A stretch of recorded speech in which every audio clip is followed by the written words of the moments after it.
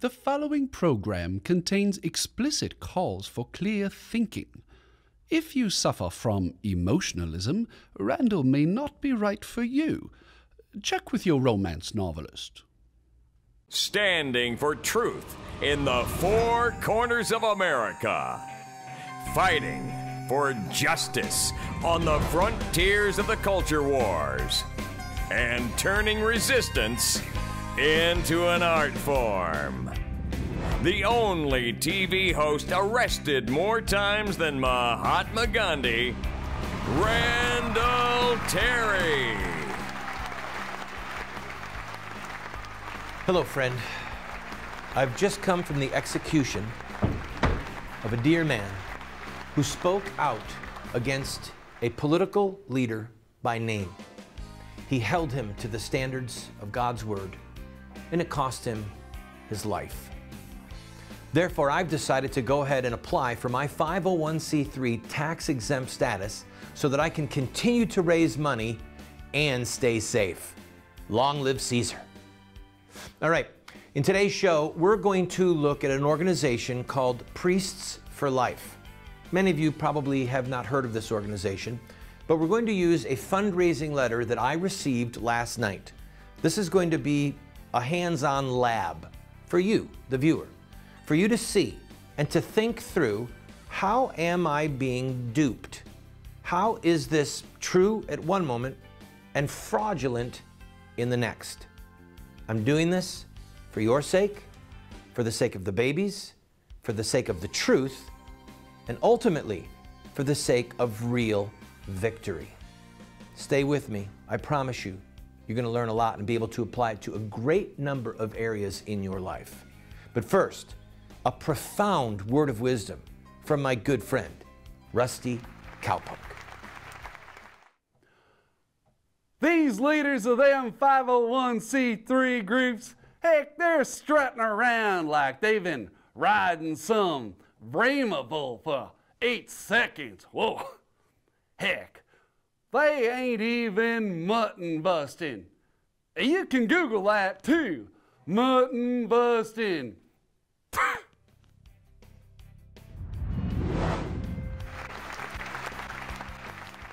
Hello, friend. Welcome to the program.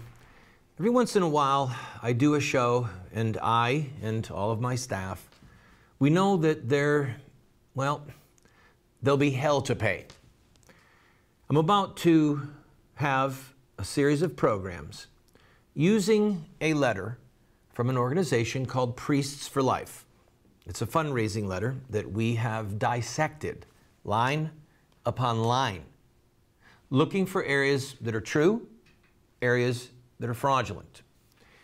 Now, I, as the founder of Operation Rescue, as a man who has been a leader in the pro-life movement for nearly 30 years, on the front lines, in the trenches, taking hits, taking shots, going to jail, losing everything in lawsuits to Planned Parenthood and the NOW.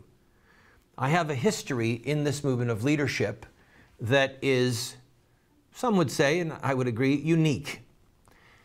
The New York Times actually called me an icon in the pro-life movement. I only give you that background so that you understand, if you don't know my history in the pro-life movement, you understand just a fraction of my credentials, my ability to speak to what I'm about to say without flinching and without apology. I want you to know that the National Director of Priests for Life, Father Frank Pavone, I consider a friend. This is not personal. He has testified of his own free will on more than one occasion that he came into the pro-life movement because of Operation Rescue and my leadership in Operation Rescue. I'm glad for the many people that I have helped get into the pro-life movement. But the goal of the pro-life movement is to make it a criminal act, a crime, to kill an unborn human being from conception till death. And in order for that to happen, certain things have to occur politically. There's actually a path that must be taken to get to that point in time. If something takes us off that path, or is an impediment or a roadblock on that path, then it is our duty to get back on the path to stop the detour, to get rid of the block that's in front of us so that we can prevail, so that we can get to the end of the journey and make it a crime once again to kill babies. What I'm saying is this is not personal. Last night, after I read this fundraising letter, I went to bed and I'm reading a book on Winston Churchill written by William Manchester called The Defender of the Realm. Phenomenal book. You should read all 3 volumes of Manchester's treatment of Churchill's life. Coincidentally, I'm right at the place in the narrative where Churchill has ordered the sinking of certain French warships after the French had surrendered to the Nazis. Churchill knew, number one, that if those ships did get in Nazi hands, that it could mean England's defeat in the war. But he also knew that he had to send a message to all of the empire and to America in particular, that the British meant not to surrender, but to fight on alone, and to destroy Hitler and the Nazis, however long it took. And the fact that he ordered those French ships to be sunk, sending some 1,250 former allies, French sailors, people who fought side by side with the British, the fact that he sent them to their watery graves in order to defend England, said to the whole world, we will fight, we will not surrender, and if our former allies become an impediment to our victory, if they start to collaborate with the enemy, then we will take them out.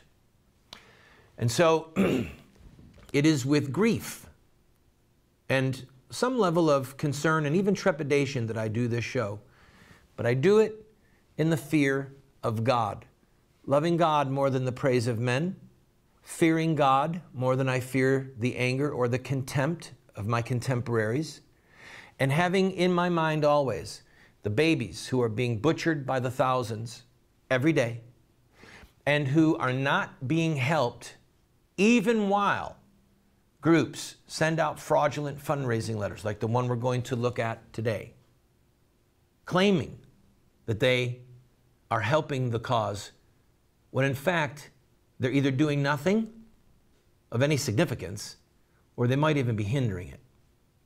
I'm going to take a break, but first, actually no, I'll read the passage from Jeremiah when I come back. I've got a Bible passage I'll use to kick this whole thing off. Don't go away. Money. Money makes the world go around, the world go around, the world go around. Money makes the world go around, it makes the world go round. A mark, a yen, a buck, or a pound, a mark, a yen, a buck, or a pound is all that makes the world go around. That clinking, clanking sound can make the world go round. Napoleon used to come into Randall's office waving his arms in the air like a madman. And Randall finally got fed up and said, look, General, if you really want to have respect and mystique, put your hand inside your coat like this.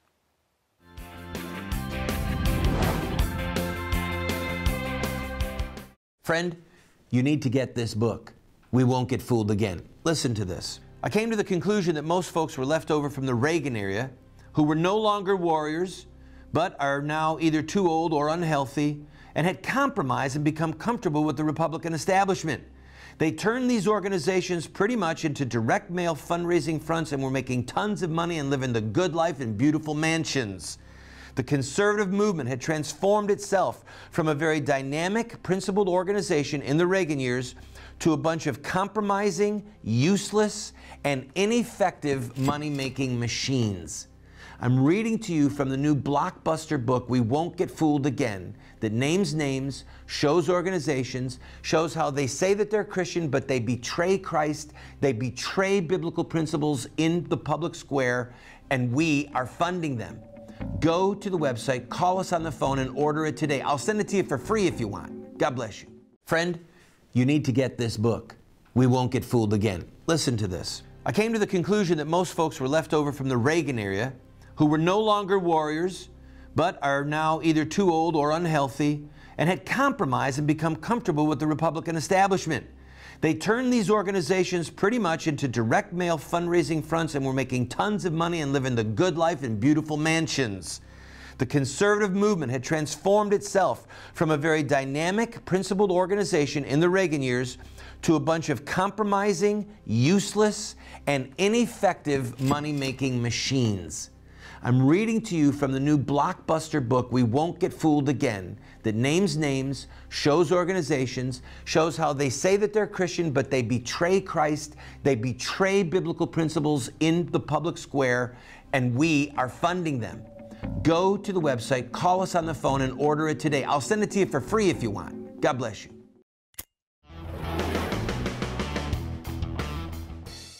Do you know what's wrong with America? They haven't put Randall in the Rock and Roll Hall of Fame yet. What?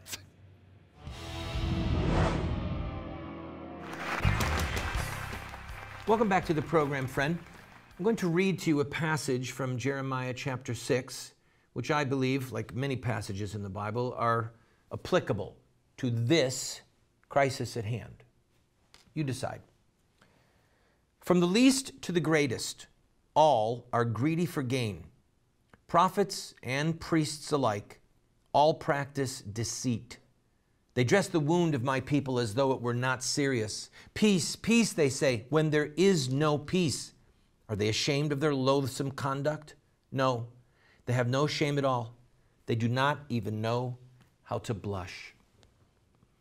What I'm about to discuss with you over the next couple of shows is meant to teach you, the donor, the viewer, the pro-life leader and the pro-life activist who is watching this on television or online. So I can hopefully, or the truths that I'm going to present to you can hopefully shake you out of any lethargy that you might be in, any coma that you might be in, but also give you a more discerning eye and a discerning ear. And I want you to know one other thing. I have spoken to Father Frank Pavone, the National Director of Priests for Life, about these issues privately on a number of occasions. I have spoken to his board.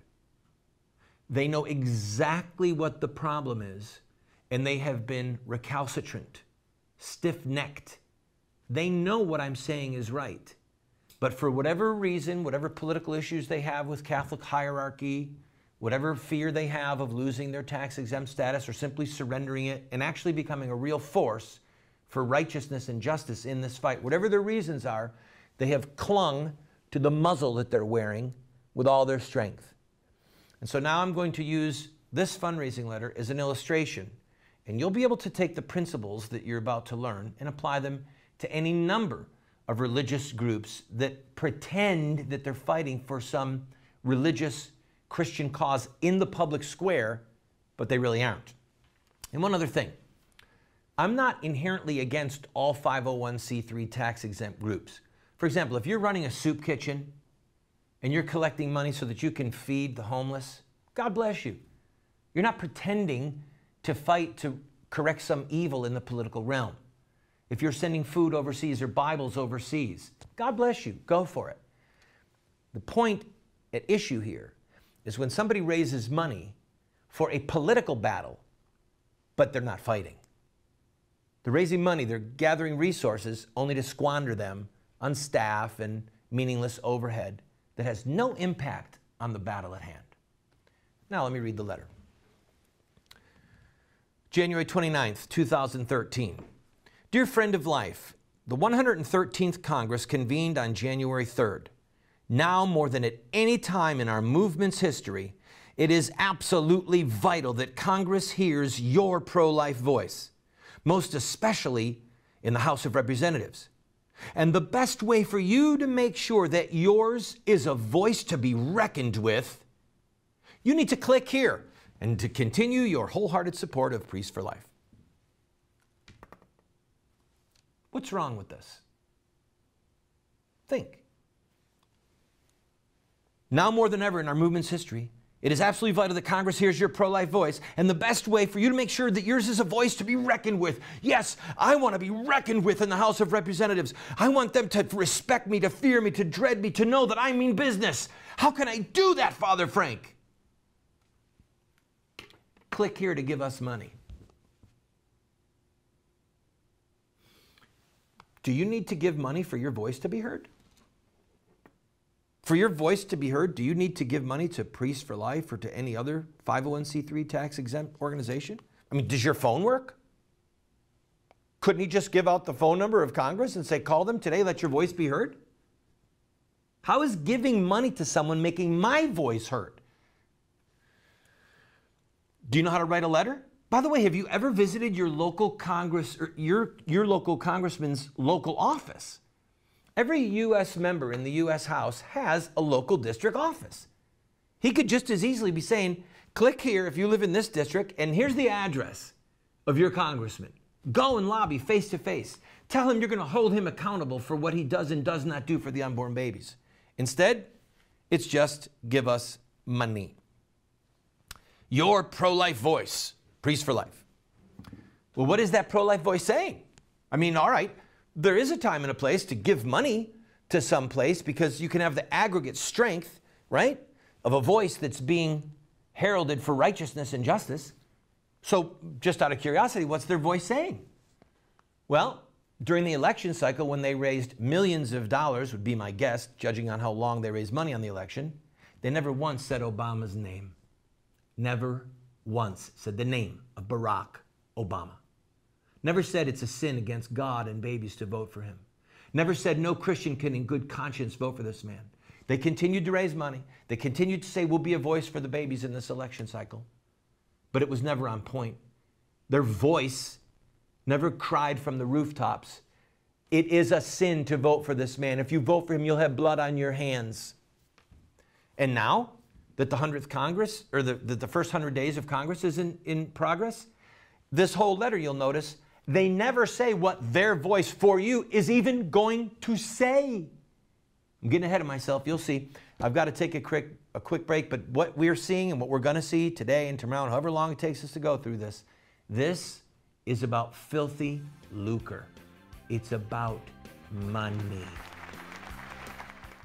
Money, money, money, money, money, money, money, money, money, money, money, money, money. If you happen to be rich and you feel like a nice entertainment, you can pay for gay escapades. If you happen to be rich and alone and you need a companion, you can ring ting-a-ling for some mate. If you happen to be rich and you find you are left by your lover and you moan and you groan quite a lot, you can take it on the chin, call a cab and begin to recover on your 14-carat yacht. What? Come, children. I tell you, great day when Apostle Muhammad digged trenches in which the heads of Jews roll. That was a day of victory for Islam.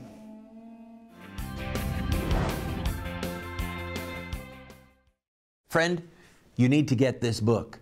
We won't get fooled again. Listen to this. I came to the conclusion that most folks were left over from the Reagan era who were no longer warriors, but are now either too old or unhealthy and had compromised and become comfortable with the Republican establishment.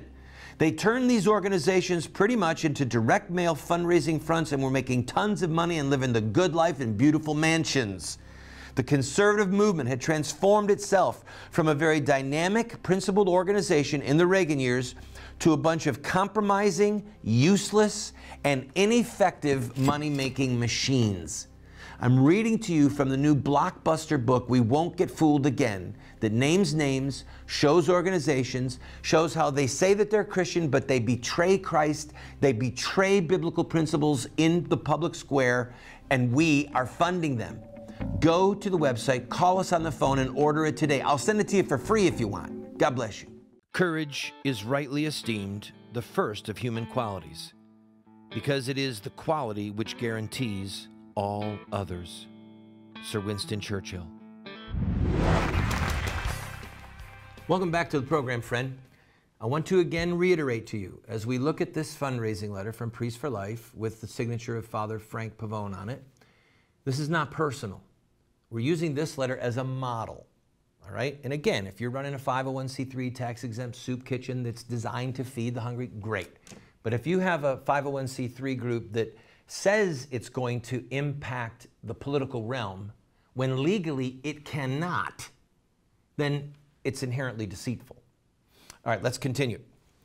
They say, it is absolutely vital that Congress hears your pro-life voice. Remember, It's not so much your voice that you'll be amplifying, but rather it'll be the silent voices of your unborn brothers and sisters. So again, playing on the emotion, which is appropriate at points, trying to provoke the conscience, all right, of concern for unborn babies. They cannot speak for themselves. True. They are counting on you to speak for them. True. And their message to those God has empowered to make our nation's laws is a simple one. Let us live. Give us the same chance at life that you have. True, true, true. That's what we want. But why can't the people have that voice for themselves? How does it help to give money to a 501c3 group? Make no mistake, Congress' first 100 days from its opening on January 3rd until April 13th will be our movement's biggest challenge over the next 2 years. First 100 days?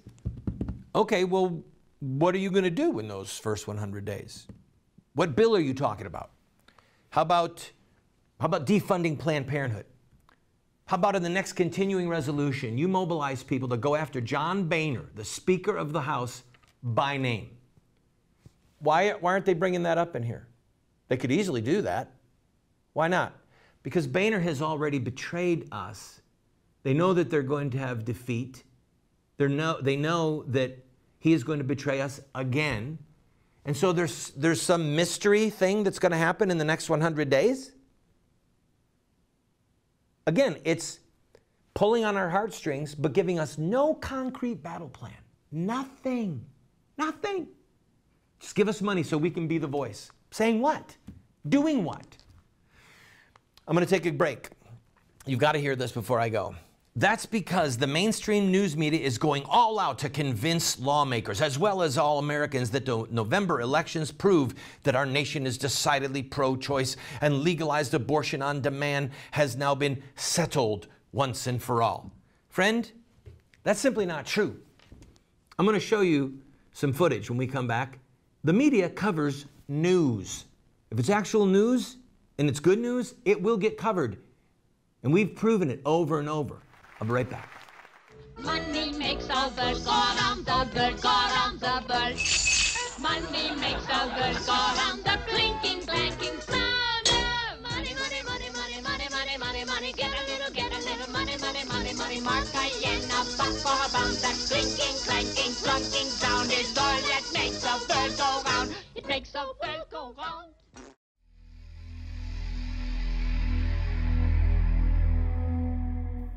For behold, God is my helper, and the Lord is the protector of my soul. Turn back the evils upon my enemies, and cut them off in thy truth. Friend, you need to get this book. We won't get fooled again. Listen to this. I came to the conclusion that most folks were left over from the Reagan era who were no longer warriors, but are now either too old or unhealthy, and had compromised and become comfortable with the Republican establishment.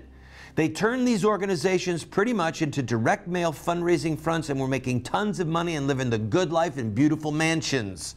The conservative movement had transformed itself from a very dynamic, principled organization in the Reagan years to a bunch of compromising, useless, and ineffective money-making machines. I'm reading to you from the new blockbuster book, We Won't Get Fooled Again, that names names, shows organizations, shows how they say that they're Christian, but they betray Christ, they betray biblical principles in the public square, and we are funding them. Go to the website, call us on the phone, and order it today. I'll send it to you for free if you want. God bless you. To fight against the British and win our liberty, we shipped with Captain Whipple, who never knew a fear. The captain of the Providence, the Yankee privateer. Welcome back to the show. In a moment, I'm going to play a clip from you from a protest that we did, one of dozens, that got enormous media coverage. Now, in this letter, it says that the mainstream news media is going all out to convince lawmakers as well as all Americans that the November elections prove that our nation is decidedly pro-choice and legalized abortion on demand has now been settled once and for all. That's the same mindless nonsense the abortion bias media has been spouting for years. I have found for years that the media will actually give good coverage. if you live like Christ, if you say words that have meaning, that are piercing, that are uncompromising. Priests for Life and other pro-life organizations don't have to try and be respectable. They can be like Christ and the apostles and the prophets who went outside the city gate, suffering shame, suffering disgrace, saying and doing the unpopular things. Let me show you this little clip and make a comment before the end of the show.